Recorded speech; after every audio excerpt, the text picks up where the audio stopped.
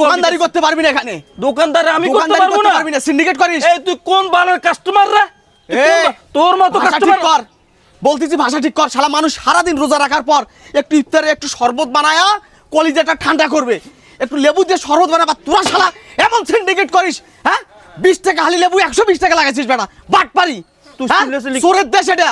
একদমই এমন দাঁড়ায় থাকবি তুই। আয় বেটা, তোর কোন বাপ আছে? তুই দাঁড়া, এখানে দাঁড়া। তুই নাম নামে টাকা কি হয়েছে তোর? কি পাইছিস তুই?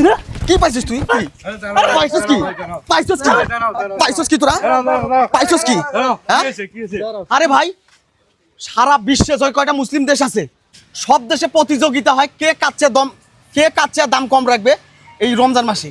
আর আমাদের বাংলাদেশে কে কাচ্চে মাল বেশি দামে বেচবে সেই সিন্ডিকেট তৈরি করে এরা। কত পরশুদিন লেবু কিনছি ভাই মাত্র 30 টাকা হালি, আজকে 120 টাকা হালি। 30 টাকা তো ছিল। এই বেগুন কিনছি কয় টাকা? 8 টাকা। 100 টাকা লাগাচ্ছে ভাই বেগুন, 100 টাকা বেগুন। ভাই বেগুন দিয়ে তো বেগুনি ভাজা সেই জন্য দাম বাড়ি গেছে ভাই এগুলো আলু কথা কম কবি, কথা কবি না তুই। আলু কিনছে 20 টাকা, আলু কয় 30 টাকা। এ গরিব মানুষ যাবে কোথায়?